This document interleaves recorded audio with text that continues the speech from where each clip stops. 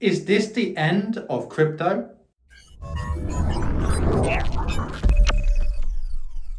So for those of you who have been watching the news in the last few days, you probably know what I'm talking about. FTX has gone bankrupt. Is this the end of the whole cryptocurrency movement, if you want to call it that? And I'm going to talk about that on today's video. Before doing that, if you're here for the first time, go over to adamfire.com, especially if you're an expat or a high net wealth individual. See how I can help you, and indeed have helped other people probably in a similar situation to yourself in the past. So FTX has gone bust, and I'm not going to explain the reasons why they've gone bust because that's been spoken about many times before. What I'm going to speak about on this video is this the end of crypto, and what are some of the misconceptions out there about this particular affair? So in terms of, is it the end of crypto? I don't think it's the end literally tomorrow, in terms of, let's face it, for some people, it's like a religion. Crypto is like a religion. In other words, a lot of people believe in it, so much that they see things that in some cases just aren't true. So for example, many people are convinced, like some libertarians, that this is a way of separating the state from money. And whether you think that's a good thing or not, that's simply not going to be the case. I would encourage anyone who's got time to read Nassim Taleb's great paper on Bitcoin. You can find it for free online.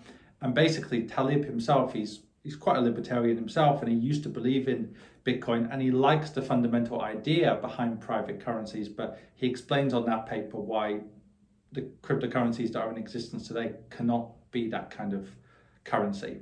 So the point is, it's not going to go to zero straight away, because the price of Bitcoin and many other coins are only based on the supply and demand fundamentals. And there are some people who want to buy. So ultimately, it's not going to go away. It's not going to go to zero straight away. And for that matter, I don't think it's going to go to zero or close to zero for quite some time. So I don't think it's literally the end of these cryptocurrencies. However, what's interesting is, in the last few years, a lot of people came in who weren't true believers.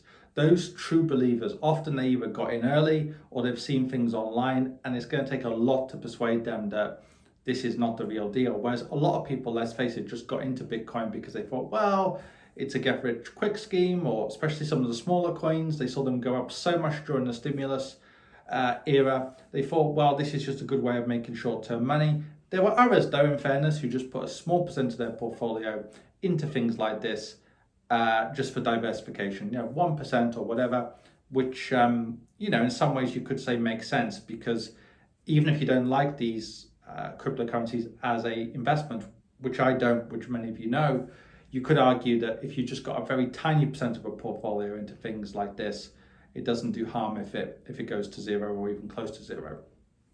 But I think the issue is, a lot of those people who bought a 40,000, 60,000 or whatever, they're now seeing huge losses. So what do? Do they buy and hold? Some of them will, because people hate taking a loss. But if this goes on for a long time, where Bitcoin and the other coins don't get back to where they were before, a lot of people will lose faith, because if you think about it, from 2009 until 2018, it was very small. Yes, people have heard about the crypto winter from 2013 until 2018, when it took about 5 years for the price to recover. However, hardly anyone was buying crypto at that point. Most people hadn't even heard of Bitcoin in 2018. Some people had because of what happened in 2013, but you get the point I'm making. Bitcoin and cryptocurrencies more generally have only had a decent market cap in the last 4 or 5 years, since things like smart contracts and so on. So this is going to be the first time, I think, the crypto industry has faced a real challenge, because it's bigger than it was before, even though obviously it's smaller now, the prices have gone down, but it's bigger than it was 5 or 6 years ago. The regulators are looking at it very carefully. More on that, later in the video. In addition to that, interest rates are going up, the first global recession probably since it was invented, and blah, blah, blah. All of the challenges mount. And let's not forget as well, governments are coming into this space as well with their own digital government currencies. And ultimately, you've got to remember something. In a few years' time, if you've got a digital pound or digital euro or digital US dollar, and the government says, if you trade in your private crypto, we're going to give you 3% interest or whatever it is on your digital pounds or digital US dollars, you might not be interested in that, maybe. but plenty of people who got into crypto might be. Think about your conservative, I don't know, aunt or uncle or something like that who doesn't know anything about crypto but put a tiny amount in because they were just curious about it. Those kind of people, might be interested in something like that. So that's another challenge. So I'm not saying crypto is going to end, any day soon, but I do think it's facing huge challenges.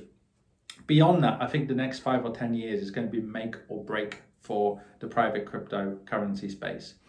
In 10 years' time, if private crypto is still around, not just still around, but actually doing okay, right? I don't mean if it's still around and Bitcoin's $10 or $100. I mean, if it's still around and doing relatively okay, then there's a chance we could say it's here to stay regardless whether we like it or not, because in the next 10 years, there's going to be so many challenges that it's going to face, including regulation and beyond, and government cryptocurrencies, or government, should we say, digital currencies. That's another point to make. I personally suspect, as I've said before, that what we're going to see is a winner-takes-all situation. In, say, 10 or 15 years, either governments are going to take over the space or some private coins will succeed, but it'll be like winner-take-all, in the same way that those people who thought in the late 1990s the technology and the internet were the future, they were proven absolutely right, but 99% of technology stocks went to zero. Only a small percentage did really well. So the NASDAQ did incredibly well, right? Even somebody who bought from 2000 and held until last year did very well, despite the huge crashes in the middle. But most companies went to zero because technology is a winner takes all. So I think with private cryptocurrencies, if they do succeed, there's a huge risk as well that one or two will take almost all the market share. In other words, something new could come along, which is so-called better than Ethereum or Bitcoin, and basically, it takes most of the market share. So I think either a complete failure for private coins, or a success, but basically the success is very much concentrated in just a few projects, is much more likely than the situation in, say, 10 or 20 years where you've got 10, 20,000 private coins doing very, very well. I think that's very unlikely.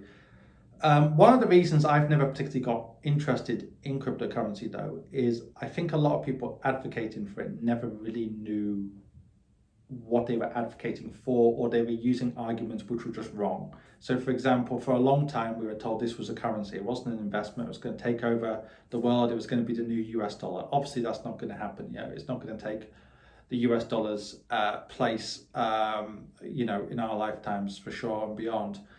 Then other people said there was a hedge against inflation, there was a hedge against stock markets going down, there was a hedge against this, there was digital gold, blah, blah, blah.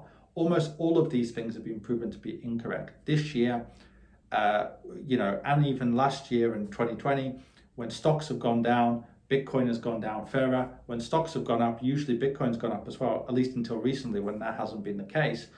But the point is, it's proven to be a speculative asset. It has not shown it's a hedge against pretty much anything so far.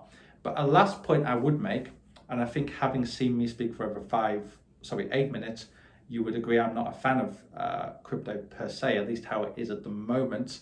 It might well innovate in the future with smart contracts or whatever. But I do think it's a bit ridiculous how a lot of people are banging on about, it's done badly because of regulation and all this kind of thing. At the end of the day, it's like people who say, crypto can be used by money launderers, when actually the US dollar is used for money laundering a lot. At least the physical paper, I mean. And I think this whole thing about regulation, ultimately the banks are well regulated, but there's nothing stopping a run on a bank. I do agree that when you're talking about public companies on the stock market, they're audited, there's more checks and balances.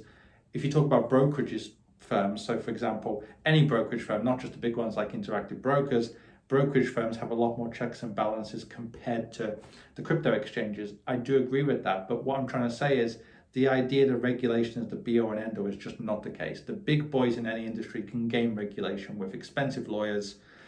Sometimes they become too big to fail and too big to regulate as well. So I think a lot of the people who are banging on just saying, so we have to regulate crypto, I think that's kind of missing a huge point.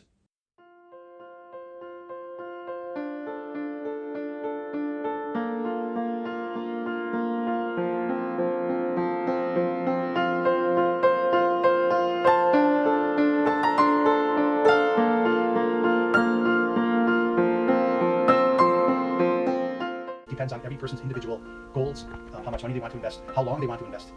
And I did not have at all the feeling from any bank with which I had contact with that they were interested in these things. Whereas with you, it was from the very beginning obvious to me that you had experience in these matters and also were interested in what I wanted to achieve. Anyways, I'm very, very pleased and positive to say that I believe I've picked the right one. The results in the last couple of years have overreached my expectations by far, and I see no reason why it should not continue. Of course, I can highly recommend him as your financial advisor for now and for the future, because hesitating is missing out. So I'm investing a lot in the Middle East market, but the amount of returns I'm getting from there is very low as per the amount of returns I'm getting from the investment portfolio which you made for me. Obviously, the best result in market right now is Adam.